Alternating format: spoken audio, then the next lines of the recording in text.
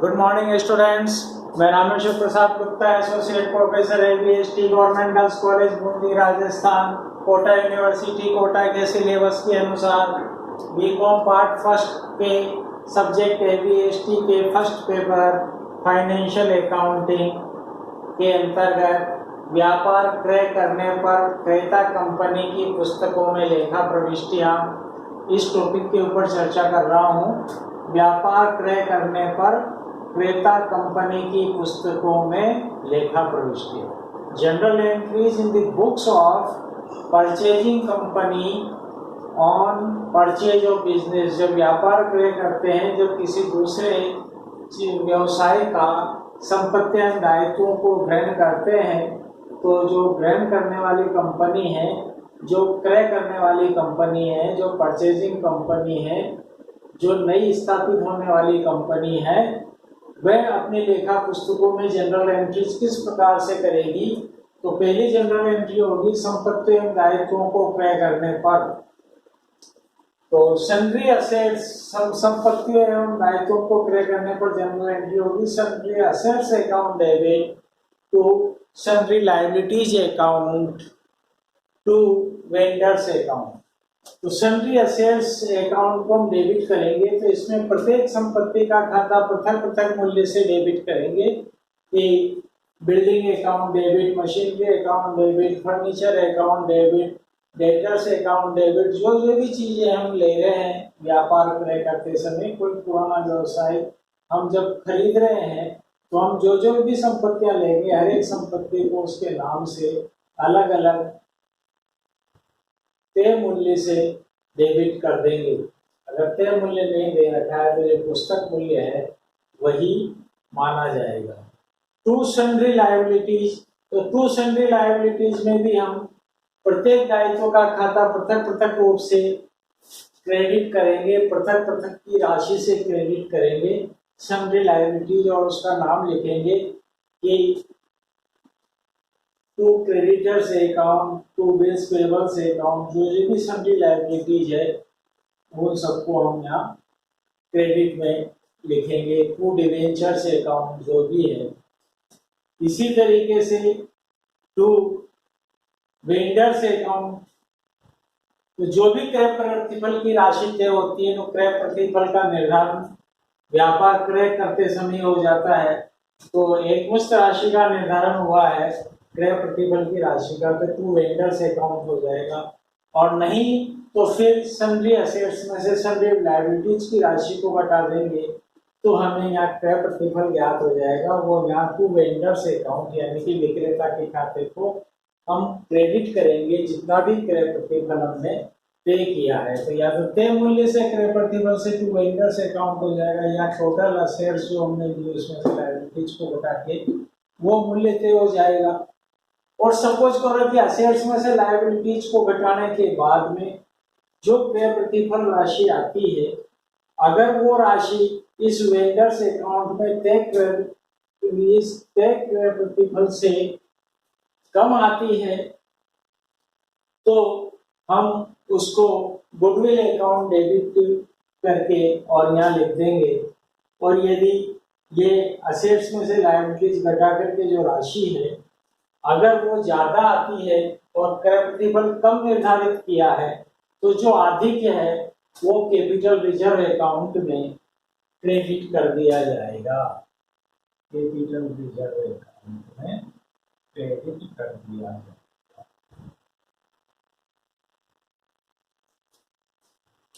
तो यहाँ हो जाएगा कि यदि डेबिट की मदों का कुल योग क्रेडिट की मद, डेबिट की मदों का कुल योग इन क्रेडिट की मदों के कुल योग से अधिक होता है, तो ये जो अधिक है कैपिटल रिजर्व अकाउंट में क्रेडिट किया जाएगा। तो टू वेंडर्स अकाउंट के बाद में लिखेंगे टू कैपिटल रिजर्व अकाउंट। और इसके विपरीत यदि डेबिट की मदों का योग क्रेडिट की मदों के, इन दोनों मदों के कुल क्रेडिट की मदों के योग से अगर ये असेट्स कम होती है, तो फिर डिफरेंस को हम गुडविल अकाउंट डेबिट करेंगे। तो यहाँ ऊपर ही ऊपर गुडविल अकाउंट डेबिट कर देंगे बैलेंसिंग फिगर से, अर्थात हमें एक नई असेट्स प्राप्त हुई है, उसका नाम है गुडविल। तो यदि क्रय प्रतिफल की राशि से शुद्ध संपत्तियों का मूल्य कम होता है तो हम गुडविल अकाउंट को डेबिट करेंगे डिफरेंस से, और कमी की राशि से गुडविल अकाउंट को डेबिट करेंगे। और यदि शुद्ध संपत्तियों का मूल्य क्रय प्रतिफल की राशि निर्धारित राशि से अधिक है तो इस आर्थिक को हम कैपिटल रिजर्व अकाउंट में क्रेडिट करेंगे। तो ये यहाँ ध्यान रखने योग्य बात है। और द्वितीय हो जाएगा, और फिर इसका नरेशन हो जाएगा sundry assets and liabilities taken over and purchase consideration due. और अगर डिफरेंस के कारण गुडविल अकाउंट या कैपिटल रिजर्व अकाउंट क्रेडिट होता है तो यहाँ हो जाएगा कि balancing figure credited to capital reserve account अथवा balancing figure debited to goodwill account. Second, क्रय प्रतिफल जो हमने यहाँ तय कर लिया है टू वेंडर्स अकाउंट में, वेंडर्स को हमने क्रय प्रतिफल देना स्वीकार करते हुए वेंडर्स अकाउंट को जो क्रेडिट किया है, अब उस वेंडर को हम डेबिट करते हुए भुगतान करेंगे। तो क्रय मूल्य का मतलब परचेज कंसीडरेशन का भुगतान करने पर vendors account debit to equity share capital account, to preference share capital account, to debentures account, to bank account. तो क्रय प्रतिफल का जितना भी भुगतान हमने यहाँ पे किया है वो क्रय प्रतिफल का भुगतान की राशि से इसको हम वेंडर्स अकाउंट को डेबिट करेंगे क्रय प्रतिफल का भुगतान करते समय। और फिर यदि यह भुगतान इक्विटी शेयर कैपिटल से किया है तो यहाँ टू इक्विटी शेयर कैपिटल का अंकित मूल्य आ जाएगा। टू प्रेफरेंस शेयर के रूप में किया है भुगतान तो टू प्रेफरेंस शेयर कैपिटल आ जाएगा। डिबेंचर के रूप में किया है कुछ राशि का तो डिबेंचर से अकाउंट आ जाएगा। कुछ राशि का नगद भुगतान किया है तो बैंक के अकाउंट आ जाएगा। अब यदि हमने इक्विटी शेयर्स को या प्रेफरेंस शेयर्स को या डिबेंचर्स को प्रीमियम पर निर्गमित किया है तो फिर यहाँ equity share, preference share, debentures में तो राशि अंकित मूल्य पर ही आएगी और एक नया खाता टू सिक्योरिटीज प्रीमियम अकाउंट अलग से क्रेडिट हो जाएगा।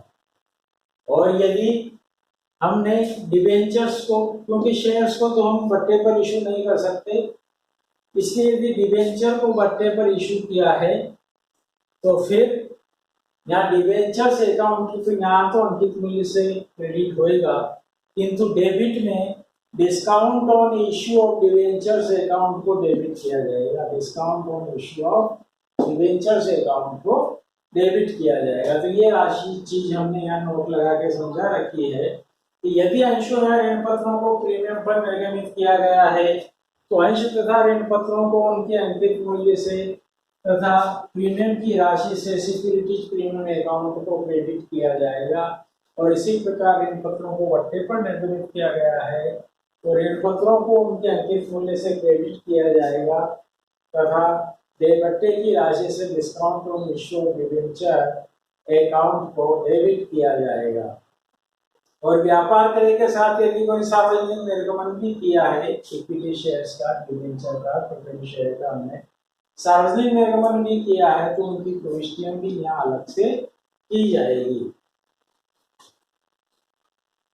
फिर यदि विक्रेता को यानी कि वेंडर को क्रय प्रतिफल के फिर ये क्रय प्रतिफल का जो भुगतान किया उसका नरेशन यहाँ हो जाएगा बीइंग परचेज कंसीडरेशन डिस्चार्ज या पेड ऑफ।